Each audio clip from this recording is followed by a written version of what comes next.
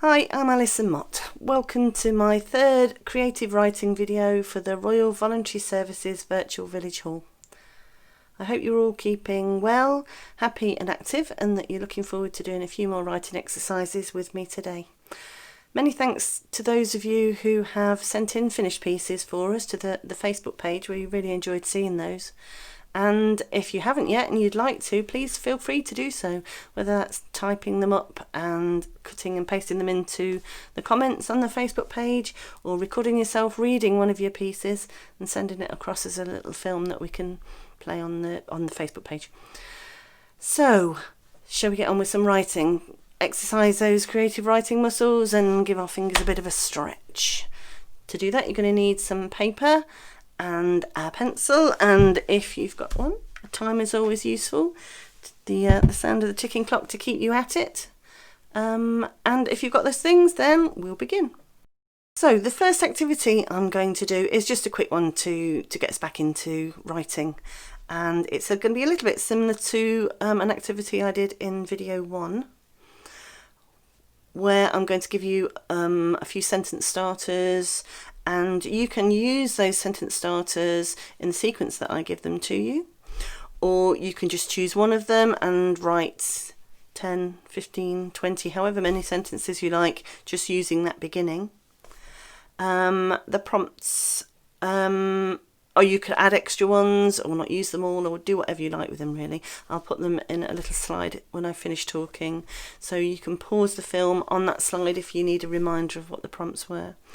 And you can, it's an activity to ground you in the moment and find out how you are feeling today, this day when you are writing.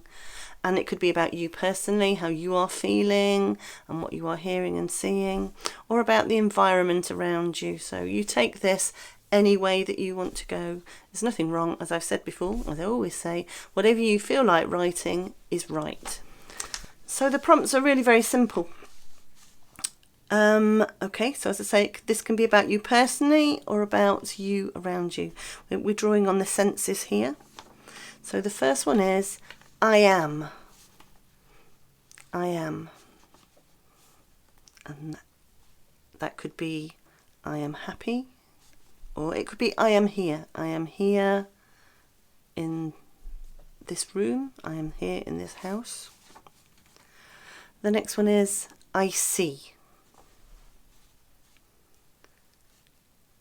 I hear.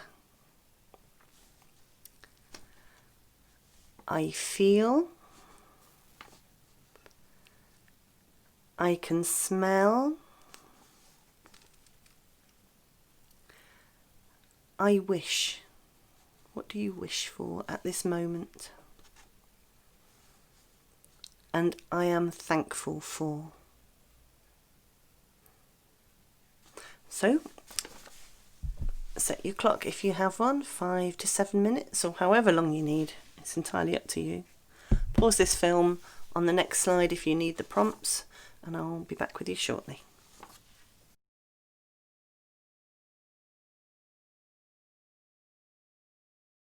So here's the piece that I wrote using those prompts a little earlier. It took me 7 to 10 minutes probably, just thinking whatever was in my head, and it's a little rough, but that's okay. It's my first draft, and if I want to, I can go back to it and tidy it up into something else.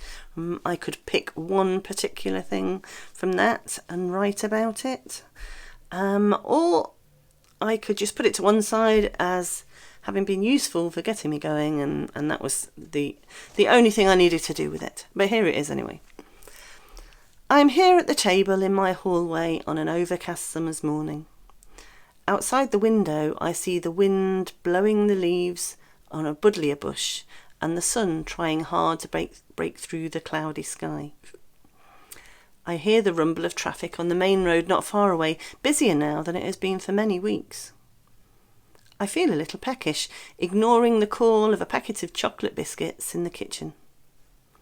I wish the sun would win the battle with the clouds, and I could sit in my garden enjoying those biscuits with a cup of tea and a better view of the things growing out there. But I'm thankful all the same that I can see some of them through my window. There you go. I hope you had some good ideas in your piece too, and that you're ready now for activity 2. So I've been thinking about trees a lot lately, and that when I'm out walking, getting the daily exercise that we're encouraged to have, or enjoying trees that surround the area where I live. And I've also been writing childhood stories, and a lot of those stories involve going out to play with siblings and friends in a way that children don't get a chance to do now. And I was thinking about how it seemed to be, as a child, I knew nature, I knew trees, particular trees, and the grass and stones and the pavement much more intimately than we notice as adults. I don't know if that's because we're smaller and we're closer to the ground, or we spend so much time with them. But it was almost as if I was hyper focused on every tree that I climbed or picked acorns from, as if I knew every bump on their skin and every branch that came off of them. And so some of that I've been trying to weave into my writing. But also trees are fantastic habitat for animals. We had a neighbour has chopped down a tree recently. Again, why I've been thinking about trees. And I've noticed how the birdsong around here has lessened. And wondering, where those animals go? Where are they going to go now they're homeless? Trees are seen as the earth's lungs, that they take in carbon dioxide and turn it back into oxygen for us. And it's a very current topic to think that we need more trees. There are lots and lots of initiatives around the world where people are planting trees to try and heal the things that are wrong with the earth. Trees are seen as a symbol of wisdom and strength and renewal.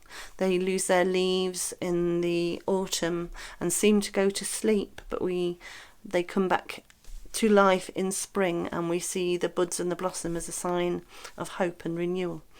And there's also the music that trees make. So the wind through the leaves often sounds like the sea.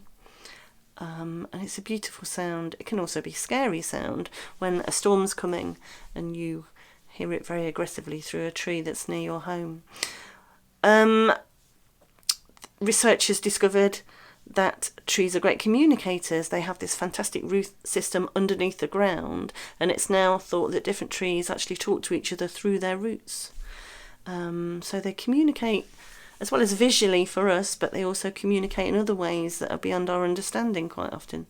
Trees are can be a symbol of birth or death, or a memorial in some form. So, for instance, we planted trees when our children were born, and some people buy parts of woodland or contribute towards woodland when they lose someone that they love.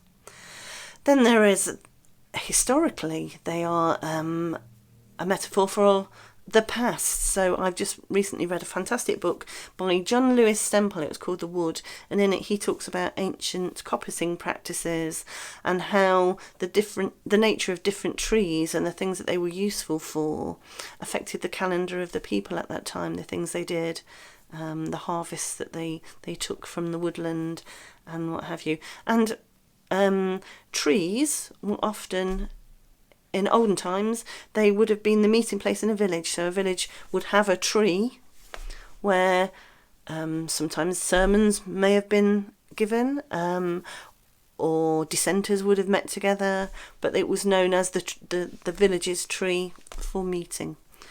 And finally, there's the wood that trees give us.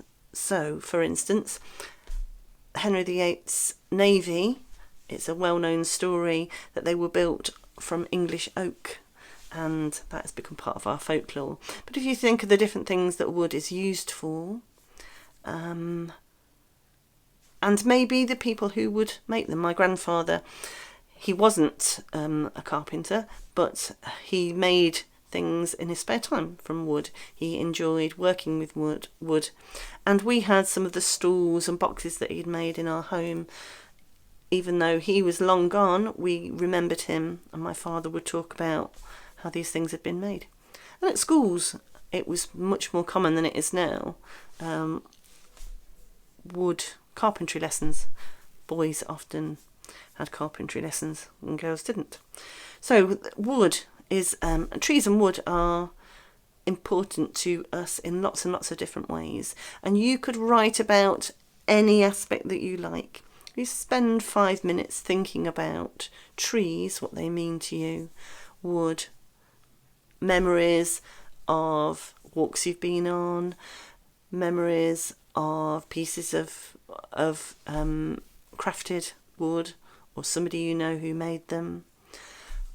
What woodland means to you if, like me, you're taking walks back in nature after a period of isolation. Does that mean anything to you? The fruits that trees give us. You could in fact even imagine that you are a tree. That's first person, I am a tree. How do you feel with creatures in and around you? How might you feel if you were my neighbour's tree that had been knocked down? If you were an object made of wood, could you remember? Would you have a memory in your grains of the tree that you had been?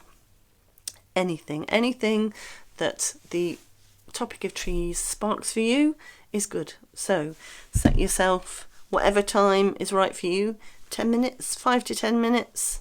Don't make it too long because the urgency is really good at stopping you tripping over worries and anxieties. Just get it out, and I'll be back with you shortly.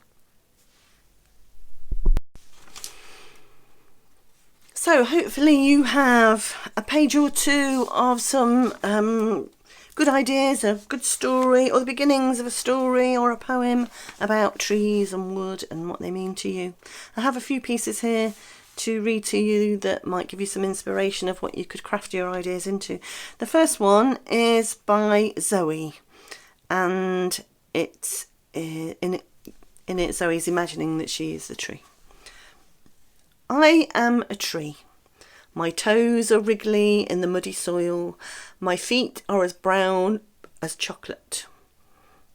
My legs are like walking statues. My belly button is a caterpillar's home. My arms are like wiggly worms. I am a tree. And the next is a poem by the Bengali poet Tagore, who was born in 1861, and he tells this, it's a poem, but it's a poem that tells a story. The Banyan Tree. Oh, you shaggy-headed banyan tree, standing on the bank of the pond. Have you forgotten the little child, like the birds that have nested in your branches and left you? Do you not remember how he sat at the window and wondered at the tangle of your roots and plunged underground? The women would come to fill their jars in the pond, and your huge black shadow would wriggle on the water like sleep struggling to wake up. Sunlight danced on the ripples like restless tiny shuttles weaving golden tapestry. 2 ducks swam by the weedy margin above their shadows, and the child would sit and think. He longed to be the wind and blow through your resting branches, to be your shadow and lengthen with the day on the water, to be a bird and perch on your topmost twig, and to float like those ducks amongst the weeds and shadows. And then the final piece is the piece that I wrote. There are some words in here that trip me up, but I'll try my best. They obviously need editing out, but again, a rough draft. Let's see how it goes. Over the fields. I lived beside a busy road when I was a child, and on the other side was a wide strip of ground, a large grass verge really, bordered by a brook which formed the boundary of the local university campus.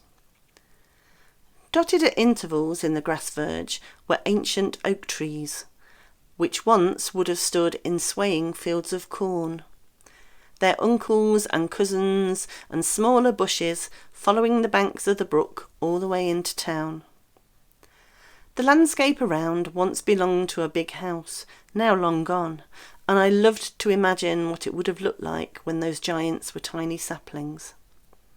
but by the time I was 10, they stood in an environment increasingly eaten into by housing estates and roads, their ancient, gnarly skin covered in a fine coating of grime. Even so, to a child, the space over the road felt like countryside, and we knew every patch of it intimately. The oak tree that could bear the weight of a child or two, swinging on a rope over the pebbly shallows of the brook. The acorn tree, with enough lower branches, supplemented with nails, to make climbing it possible for little sisters with short legs. The willow tree with a bent branch halfway up, which made a comfortable perch for 3 or 4 bottoms. The hazel patch that provided a quick snack in autumn half-terms, taking the edge off of rumbling tummies. And the thicket of hawthorn which, if you were brave enough to push through, opened into a domed chasm, the territory of birds and small animals, and a cool den on even the hottest of summer days. The grass verge has been eaten into over the years, a dual carriageway replacing the single busy road. The trees we knew still stand beside the brook, I think, though I couldn't tell you for sure. Too busy rushing along the road into town now to make the childhood journey on foot across it. So those were my pieces. Have a look back at the piece that you've written and see what you'd like to craft it into. And I'll see you shortly for activity 3. Okay, so our final activity, I'm going to ask you to write a set of instructions. And so, if you think about instructions, they are often numbered. They use bossy imperative verbs that tell you to do something. They don't ask, they tell. And the actions are usually in sequence. And so they're going to have a fictional element to the instructions that I'm going to suggest that you do. How to. And it should be an aspect of something that you wrote in the last piece. So have a look through it again. Choose one element of it that you would turn into instructions for someone.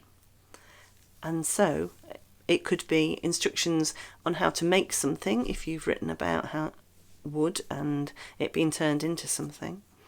Or it could be how to chop wood. I have a list of suggestions here. Let's just tell you those. How to chop wood. How to climb a tree. How to be an oak tree. What would you need to do? What knowledge would you need to have to be an oak tree? How to build a squirrel's nest in an acorn tree.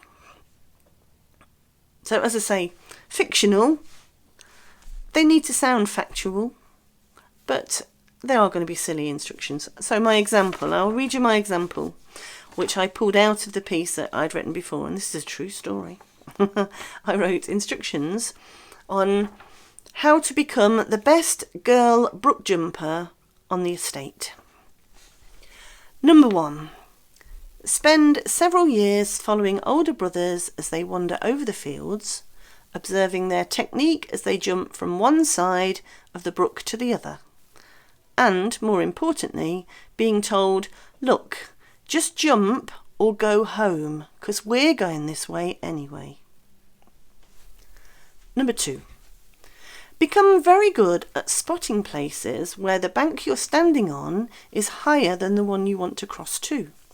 If possible, find a place where the gap is narrowest, whilst offering a landing clear of brambles and bushes. Note, it's not a problem if you can't, but make sure only to attempt the jump when wearing jeans and a long-sleeved top. Number 3. Get to an age where you can roam over the fields without the supervision of brothers, who will be off playing football anyway and won't want a little sister tagging along. Hang round with a gang of children from the estate instead. This may or may not include the boy from the next street who you have a crush on. Number 4. Impress aforementioned gang with your knowledge and skills of brook jumping, despite the fact that you're only a girl. And number 5, be sure to have a mother who, though irritable, is too soft to punish you when you arrive home sopping wet and covered in mud, even if this occurs several times in one day. Make sure, however, never to arrive home at tea time at the same time as your father. And there you go. Pause the film and write a set of instructions. Okay, so you should have 3 pieces of writing there that you can go back over, have a look at, see what you've got. Remember, this is a time that you go from your creative side of your brain and flip into editing, so you need to have a good hard look at what you've written, see what's working, what isn't, whether you've got any repetition, whether there are any small words you can take out. Remember, we talked about making your piece as short and as tight as you possibly can, no wasted words. Is it clear? Is there clarity in the piece? Would somebody who had no knowledge of the thing that you've written about be able to understand what you were trying to tell them? And once you've got your pieces, when you're happy with them, as I keep saying, please send them to us on the Facebook page. It's nice to know that you've enjoyed what we're doing and that you've managed to create something from them.